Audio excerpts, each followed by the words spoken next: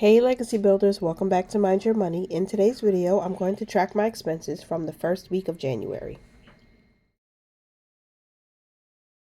January for me started on December 29th, and the first week will end on January 4th, so let's get to tracking. When I started the month, I usually have a starting balance, whatever was rolled over from the previous month. So we started January with $65.48 in this operating account. And the first transaction of the month would be the deposit from Amazon of $1.38. And then we invested through Fidelity, so they took out $35, and then we had income of $500. After that, we had Robinhood take out $30 for investing, and then we got some interest, whoop-de-whoop, 1 cent. And then my youngest son, got $1 transferred to his account. On the second, I did my first grocery run for 2025, and I'm going to grab my receipt to show you what exactly we spent, just for a little bit more transparency and some clarity, because we only had a few dollars to work with. So the 3642 bought 8 items. The first 2 items were bread. The second one was some peppermint coffee creamer. I bought formula for the baby, 2 cans of chicken noodle soup, and 2 cans of corned beef. So I had $5 in cash that I put towards the purchase, and the rest you can see hit the debit card for $36.42. And then I did have 2 other purchases on that same day.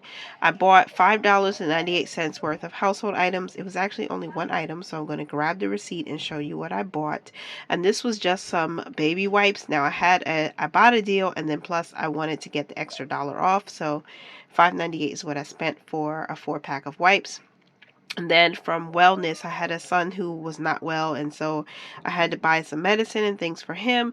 I also bought some diapers for the baby, so I just grouped that under wellness, and I bought some hauls for my younger son. So those 3 items came to $27.97. And then we had another income deposit of $500, and then some savings, was basically cash stuffing. So I pulled $60 out in cash.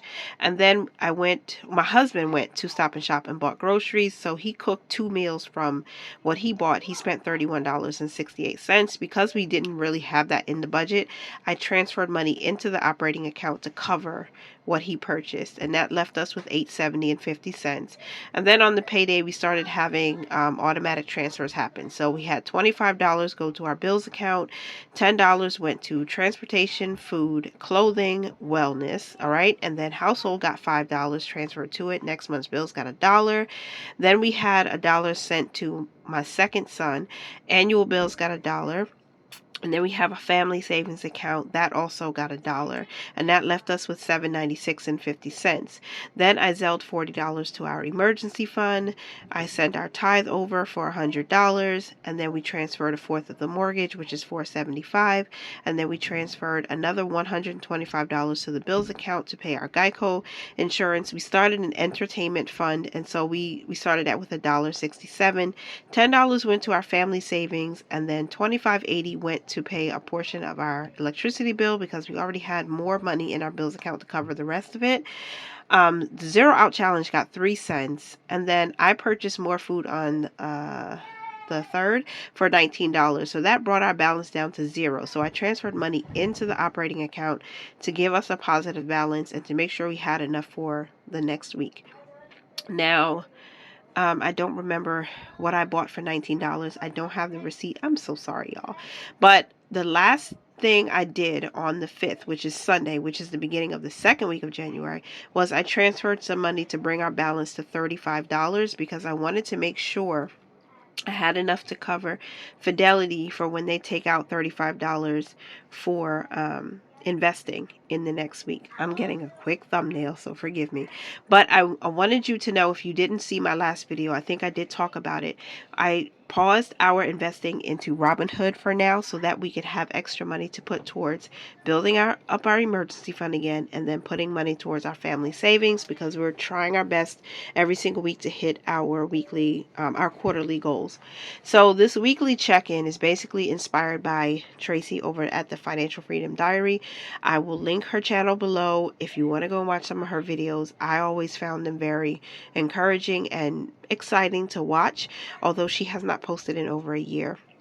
So this first week check-in is basically for what we decided to budget within the first week of January. So I'm looking through my expense tracker to total up all of the places where we spent money.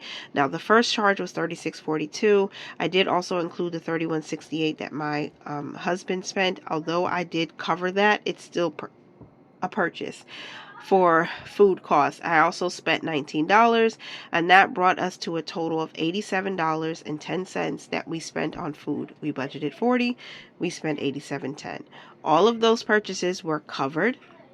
There wasn't money that we spent that brought our account into the negative, but for budgeting purposes, we are over budget. And the first line item, we're over budget by $47.10. The good thing about these weekly check-ins is that it really gives you a clear visual of what you're doing and how you can make changes. So gas, I did not purchase any gas using this operating account because I had a gift card. So I used that gift card to tap up the gas tank. So that $15, we spent $0, which means we have $15 still remaining in this category. Now for household, if you see, I did not budget anything for household, but we spent $5.98, and I'm going back to check, but I'm certain that that's the only expense we had for household within the first week. So $5.98 means we're over budget by $5.98. So if you've been following along, you'll see that we were working with a little bit less in week 1, and it's okay. We're adjusting, we're pivoting, because that's what you have to do. But again, I really do think this weekly check-in is helping me get a clearer understanding of what's happening with the money, where we're overspending, why we're overspending, and how to curb it or curve it, however you say it, and then make adjustments. So I'm just going to total up the budget category or the budget column, the spent column, and then check out our remaining, which is definitely going to be in the negative. But it's good to see it. Let me know if you like this part of the video. I'm really so grateful for everybody who commented on my last week of December budget check-in, because I feel like you guys get me, and I'm just grateful that I have a safe space to share this journey. You might hear my children laughing in the background. My pastor always tells me, it's okay. Don't apologize for your children making noise. That means they're happy. They're happy, they're laughing, they're playing, and that's a good thing. So hopefully you guys don't mind. So we're in the negative by $38.08. I did another check by totaling up the remaining column. So negative $47.10 plus $15, and then subtracting another $5.98, and that gives me the actual. So my numbers are correct. We're over budget by $38.08. That's week 1. So I'm hoping that week 2 will be much better. Please pray for me. I'm praying for you guys. I really need to remember to pray for you daily and not just weekly, but I'm praying for you. So thank you so much for being here for as long as you were. Stay tuned for the next video. I think after this will be me closing out paycheck budget number 2. And that's it for our expenses for the first week. We're like a sheet and a half, not even a sheet and a half.